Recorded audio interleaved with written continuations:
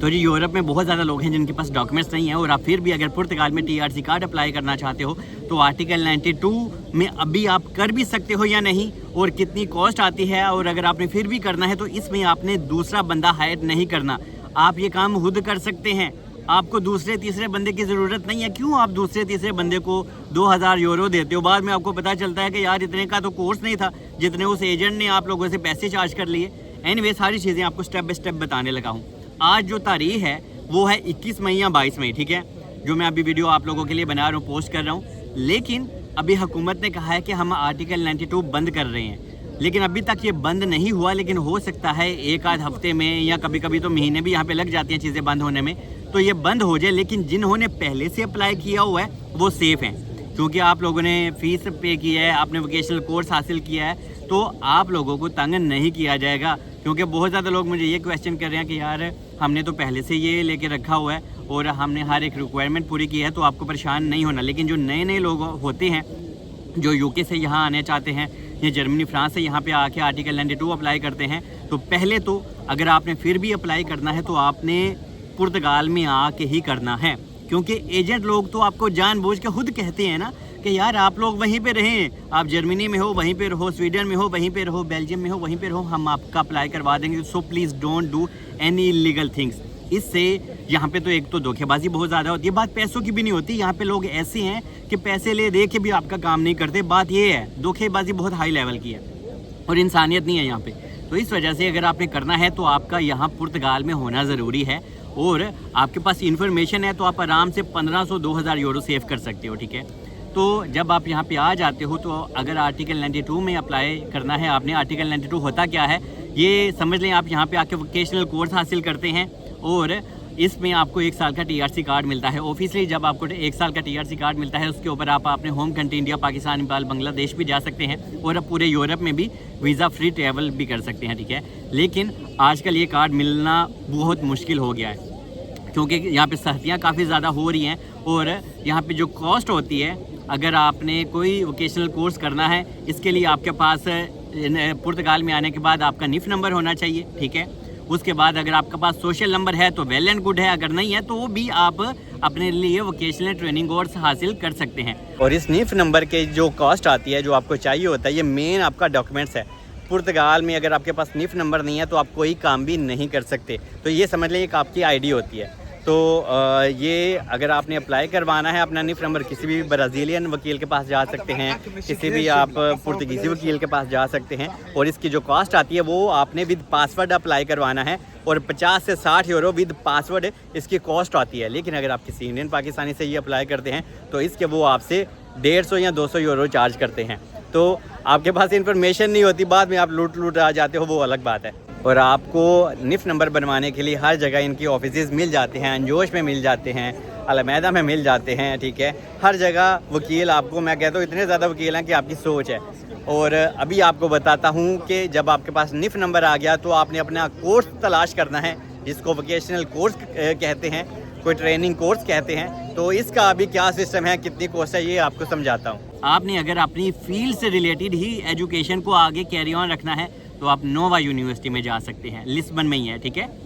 और अगर आप पोर्टो यूनिवर्सिटी में जाना चाहते हैं तो भी आपको वहाँ पे कोर्सेज भी मिल जाते हैं, और आपको वहाँ पे आपकी जो सी भी आपकी फील्ड होती है आप उसमें ही आप अपनी एजुकेशन को कैरी ऑन रख सकते हो और आपको टीआरसी कार्ड मिल जाएगा। ये एक बहुत अच्छा है। लेकिन ऑब्वियसली यूनिवर्सिटी की जो फीसें होती हैं वो थोड़ी ज़्यादा होती हैं, तो इसलिए लोग शॉर्टकट लेते हैं। शॉर्टकट मतलब वोकेशनल ट्रेनिंग कोर्स, और इन कोर्स की फ़ीस होती है 1000-1200, और एजेंट लोग आपसे चार्ज करते हैं 3000-3500, इतना वो चार्ज करते हैं आपसे।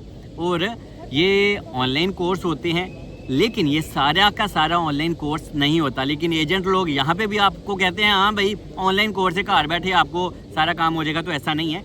आपने अभी फिज़िकल जाके भी क्लासें लेनी है, क्योंकि आइमा ने इसीलिए तो सख्तियाँ की हैं, क्योंकि यहाँ पे लोग जिनकी एज 60 साल थी ना, 65 साल, एजेंट लोगों ने उनको भी वोकेशनल कोर्स करवा दिया है, ठीक है। बाद में उनको टीआरसी कार्ड मिले ना मिले, उनकी कौन सी बला से जाने। तो इसी वजह से आइमा और पुर्तगाल की गवर्नमेंट अभी होशियार हो गई है कि यार हमने रास्ता बंद किया था, पुर्तगाल में इमिग्रेशन बंद की थी ताकि यहाँ पे रश कम हो सके और इमिग्रेशन का प्रोसेस बेहतर हम बना सके। लेकिन लोग इधर से नहीं तो इधर से आ रहे हैं, मतलब कि आर्टिकल 92 के सहारे आ रहे हैं। और इसमें ऐसे लोग भी शामिल हैं जो डंकी लगा के आए थे। तो अगर आप डंकी लगा के आए थे तो आप आर्टिकल 92 तो अप्लाई कर ही नहीं सकते। लेकिन एजेंट लोग आपको जो डंकी वाले लोग होते हैं उन बेचारों के साथ भी ज्यादती कर देते हैं, ठीक है। अपने थोड़े से 1000-1500 यूरो के चक्कर में अगले बंदे की पूरी ज़िंदगी बर्बाद कर देते हैं। तो अगर आपके पास वीज़ा था शेंजन, या अगर आप एज आ स्टडी वीज़ा लेके यहाँ यूरोप में आए थे तो ऑफ कोर्स आप अप्लाई कर सकते हैं। लेकिन आपको मैं बता दूं, अगर आपने करना ही है तो आप 1000-1200 का ये कोर्स है। आप ई फतूरा में जा सकते हैं, आप गूगल करेंगे आपको इनके मरकश दे पंबाल में इनका ऑफिस है। अगर आपको ये समझ में नहीं आता, ठीक है, आप अलमैदा में इंस्टीट्यूट है, आप वहाँ पे जा सकते हैं। और हज़ारों इंस्टीट्यूट है यहाँ पे, आपको किसी दूसरे बंदे की ज़रूरत नहीं, ठीक है। मैं बार बार आप लोगों से कह रहा हूँ, मैं आप लोगों के पैसे सेव करना चाहता हूँ। आप लोग इन्फॉर्मेशन पता नहीं क्यों नहीं लेते, आप एजेंट को 2000 दे देते हो, ठीक है। लेकिन एनीवे अगर आप ये कोर्स करते हैं तो आपने, ये ऑनलाइन कोर्स होता है लेकिन फिजिकल क्लासें भी होती हैं जैसे कि मैंने कहा। लेकिन ये 18 महीने का आपने करना है कोर्स। कभी भी आपने 1 साल वाला कोर्स नहीं लेना, क्योंकि 1 साल में काफ़ी ज़्यादा प्रॉब्लम होती हैं कार्ड रिन्यू में, या कभी कभी तो आपको अपॉइंटमेंट मिलने में ही आइमा की बायोमेट्रिक्स की 1 साल लग जाता है। तो इस वजह से आपको अगर कोर्स लेना ही है, आपको अपने समझ ले खुंडी आपने फेंकनी है कि यार क्या पता हमें पेपर मिल जाए तो वेल एंड गुड है, ना मिले तो ना सही। तो आप खुद जाएं, ठीक है। 1000-1200 का कोर्स है और 18 महीने वाला आप कोर्स करें, ठीक है। और बाद में आजकल आपको वकील करने की ज़रूरत नहीं है। अगर आपके पैसे हैं तो आप वकील कर सकते हैं, अगर आपके पास पैसे इतने नहीं हैं तो आप खुद भी आजकल अपनी अपॉइंटमेंट्स उठा सकते हैं। कौन सी अपॉइंटमेंट्स?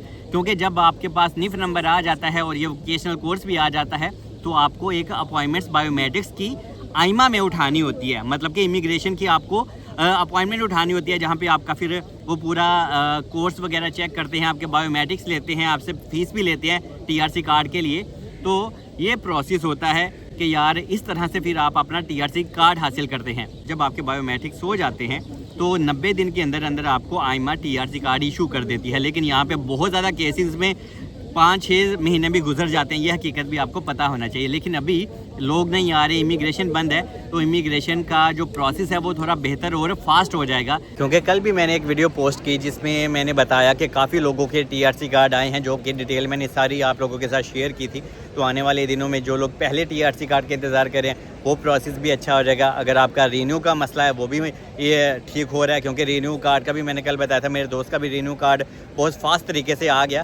तो क्योंकि गवर्नमेंट ने आइमा को सख्ती से कहा है कि जो लोग यहाँ पे अभी मौजूद हैं ना इमिग्रेंट्स, एटलीस्ट उनको तो ज़रा सुकून दो, क्योंकि अभी लोग भी नहीं आ रहे, तो अपना प्रोसेस बेहतर करो। तो आने वाले दिनों में बहुत ज़्यादा होप है कि आप लोगों को ये जो इमिग्रेशन का प्रोसेस है उसमें काफ़ी ज़्यादा आसानियाँ और काफ़ी ज़्यादा रिलैक्सेशन मिलेगी, जिससे आप लोगों को ज़्यादा इंतज़ार अपने टीआरसी कार्ड के लिए नहीं करना होगा।